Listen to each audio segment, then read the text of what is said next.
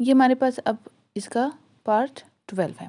पहला पार्ट तो आपको पता है कि इसको स्क्वायर रूट वाले फॉर्म में लिखना है। ब्रैकेट में स्क्वायर रूट में मौजूद ये जो हमारे पास डेसिमल है इसको ख़त्म करना है। तो डेसिमल को ख़त्म करने का क्या तरीका है कि डेसिमल के बाद जितने नंबर्स है उनको देखो कितने 1 2 3 4, तो 1 2 3 4 और यहाँ पे डेसिमल को जो ख़त्म कर देंगे।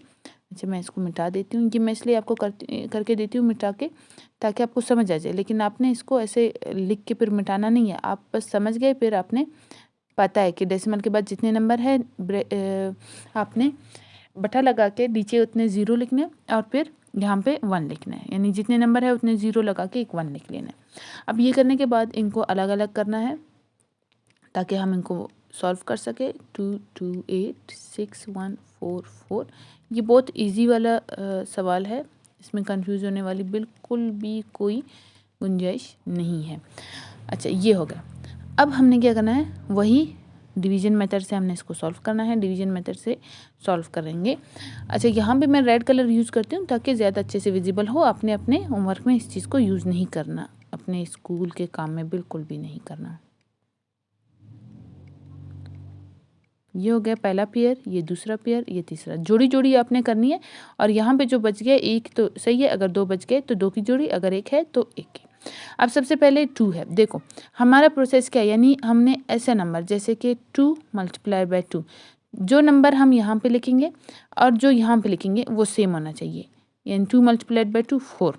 तो अब जो 2 है इससे बड़ा बन जाएगा, तो इसी वजह से हम यहाँ पे क्या यूज़ करेंगे, 1 multiplied by 1 is equal to 1, क्योंकि हमें या तो छोटा लाना है या तो सेम, बड़े की गुंजाइश नहीं है। तो क्या बचा बाकी 1। अब इस 1 में प्लस कर दो 1, क्योंकि जो भी नंबर है उसमें हम वही प्लस करेंगे। 1 + 1, अगर 2 लिखा था तो 2 + 2, यानी 2 को 2 लिखा है तो उसको मल्टीप्लाई बाय 2 से करो, और नीचे जाओगे तो 2 के अंदर 2 ही ऐड करना है। तो यहाँ पे 1 + 1 2 बन जाएगा। नेक्स्ट पेयर है उसको नीचे लाओ 28। अब देखो यहाँ पे बहुत इजी है, 2 के सामने ऐसा नंबर लगाओ जिससे हम उसको मल्टीप्लाई करें तो हमारे पास 128 आ जाए या इससे छोटा आ जाए। तो 2 के सामने अगर हम 5 लगाते हैं, 25 मल्टीप्लाई भी 5 से करना होगा, 25 multiplied by 5 is equal to 125। तो ये क्या है, इससे छोटा है, इसके जितना नहीं है, तो बस इससे बड़ा नहीं आ सकता। अगर आप 6 लगाओगे तो 28 से बड़ा आ जाएगा। तो 25 मल्टीप्लाइड बाय किससे 5, यहाँ पे क्या आएगा हमारे पास 125।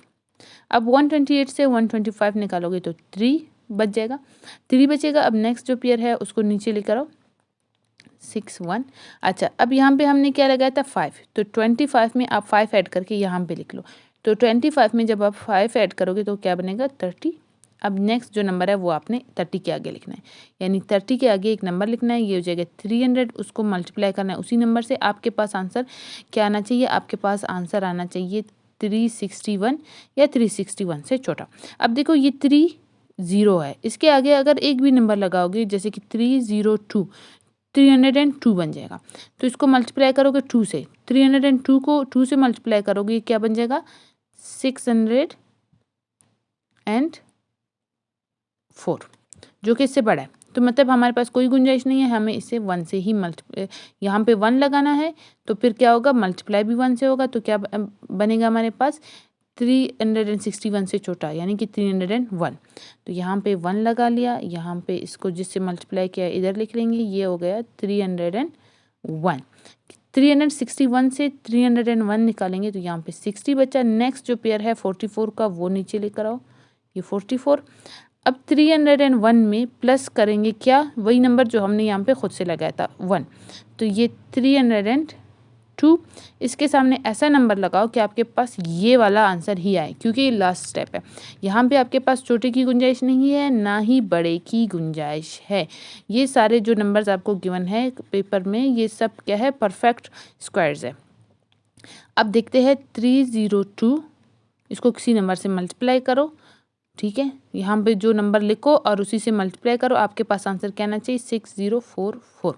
देखो 302, 2 को अगर 2 से मल्टीप्लाई कर दो तो क्या बन जाएगा 4, और 3 को अगर 2 से मल्टीप्लाई करो तो 6, 0 को 2 से मल्टीप्लाई करो 0, क्योंकि 0 किसी से भी मल्टीप्लाई भी हो तो आपको फ़र्क नहीं पड़ता। 3 को 2 से मल्टीप्लाई करो तो 6 हो गया, 0 को 2 से मल्टीप्लाई करो तो 0, 2 को 2 से मल्टीप्लाई करो 4। तो यहाँ पे हमने लिखना क्या है 2, यानी 322 बना के इसको 2 से मल्टीप्लाई करेंगे तो 644 आ जाएगा। देखो ये रूल आपके पास है कि जो नंबर यहाँ पे होगा उसी से ही मल्टीप्लाई होगा। तो आप ऐसे करके भी देख सकते थे 323 मल्टीप्लाइड बाई 3। तो ये क्या बन जाता है आपके पास आंसर,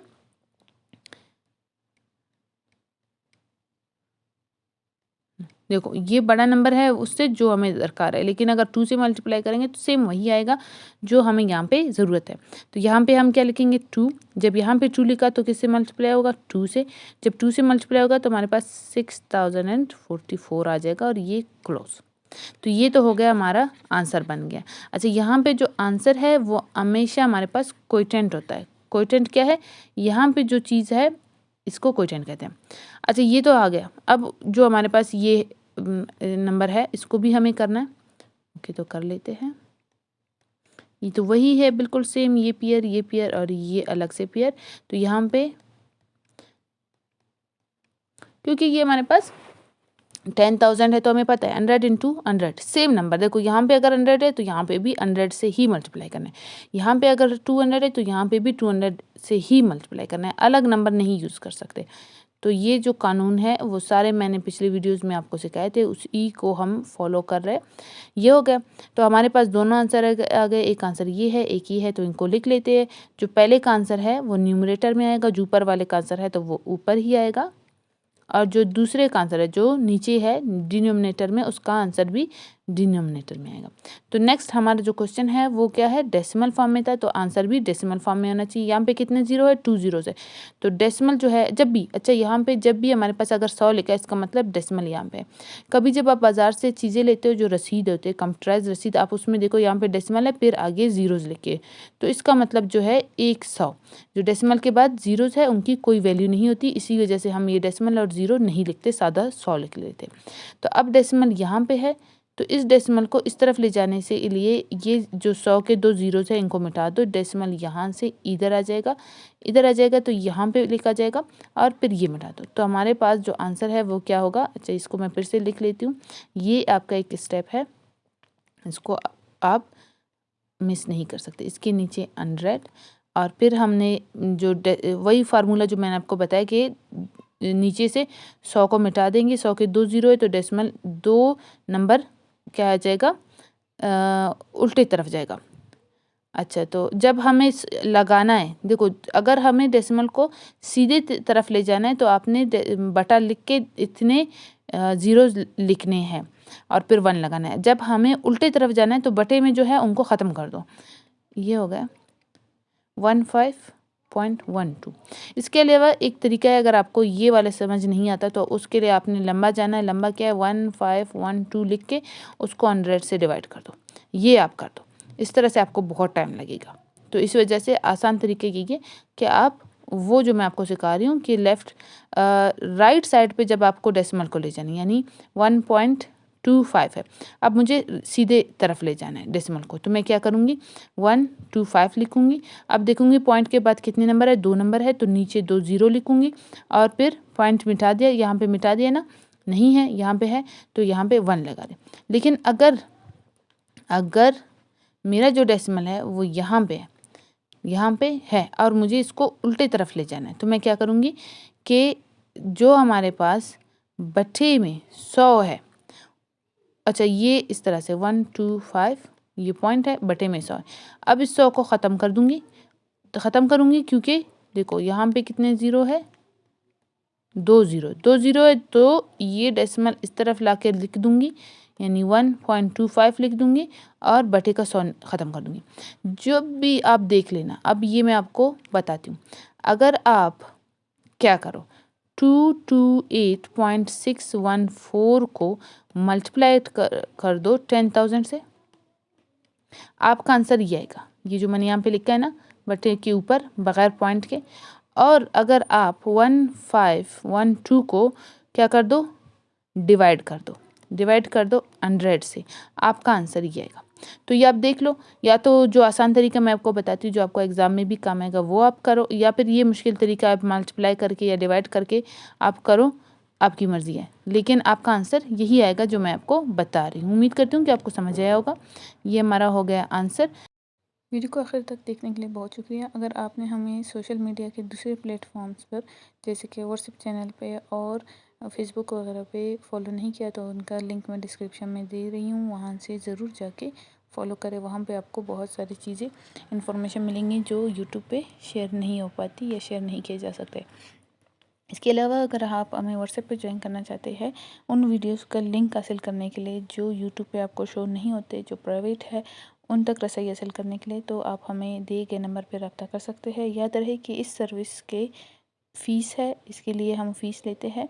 जो वीडियोस हम यूट्यूब पे पब्लिक नहीं करते, जो फ्री अवेलेबल नहीं है, वो व्हाट्सएप पे रब्ता करने के बाद अगर आपकी एडमिशन हो जाती है हमारे कोर्सेज़ में तो उसके लिए आपको एक छोटा सा फ़ीस देना होगा। तो अपना बहुत ज़्यादा ख्याल रखिए। एक नई वीडियो में आपसे मुलाकात होगी, तब तक के लिए अल्लाह हाफ़िज़।